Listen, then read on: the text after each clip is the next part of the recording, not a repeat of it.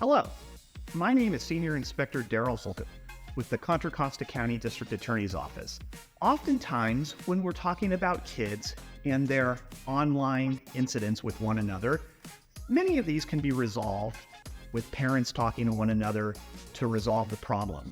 But there are times when it needs to be reported to law enforcement.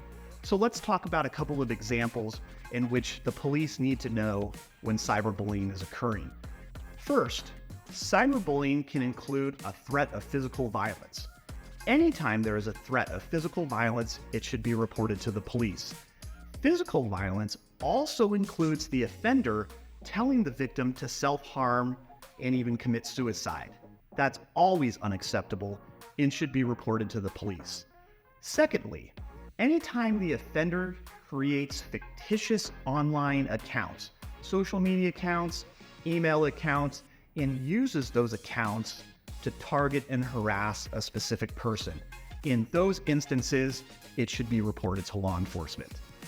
Third, anytime the communication involves the dissemination of sexually explicit content involving a minor or online child sexual exploitation, and this can include the use of generative AI to produce those images and harm, bully, threaten, or intimidate another person.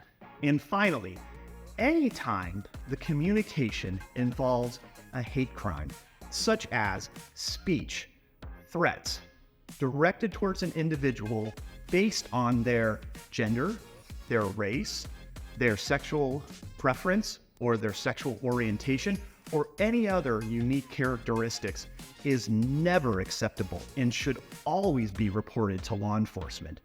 In addition to reporting these incidents to law enforcement, parents should feel encouraged to report these events to the platform. Many social media platforms have special child safety units that are on the lookout for this type of behavior and will shut down suspect accounts. This is a good time to talk to your children about cyberbullying. Set forth your expectations about how your children should behave online and build trust with them so that they know they can come to you if they're the victim of cyberbullying or if they know somebody who's the victim of cyberbullying, such as a classmate or a friend of theirs. We all have to take a stand against cyberbullying, and we have to educate our kids on how to recognize it and what to do if they see it.